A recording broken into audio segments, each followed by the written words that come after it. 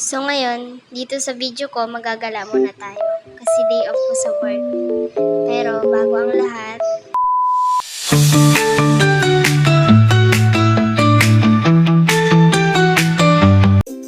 so ayan guys, naglalaro ako dyan.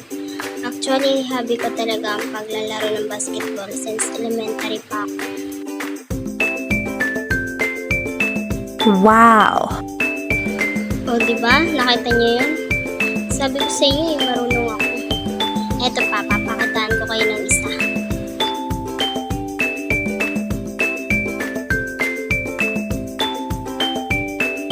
Woo! O diba? Sabi ko sa inyo.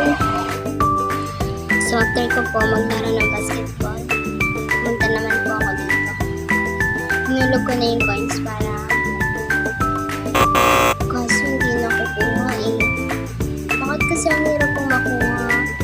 Charot. Ayan pa guys. Try ulit. Kaso ayaw talaga niya. Then after ng game na yun, nag-proceed naman ako sa next game. Tapos tinry ko ulit kasi sobrang ganda talaga ng coins. Gusto ko siya kaya cup matulog. Pero ayaw talaga eh. Ano ba kasi pa yung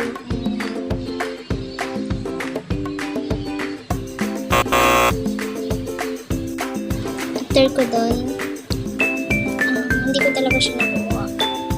After ko doon, naglakad-lakad ulit ako. Tapos, naghanap ng pwedeng mas madali na makuha. So, ayan. Gusto ko rin siya. Kaya tinry ko ulit. Pero ayaw pa rin eh. Ay.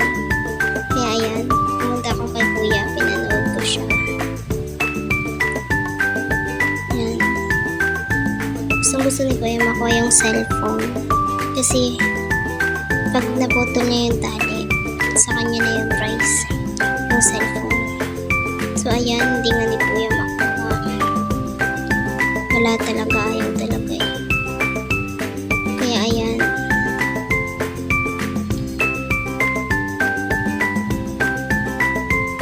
Swerte naman na makakuha nito ang prize cellphone. So hanggang dito na lang muna.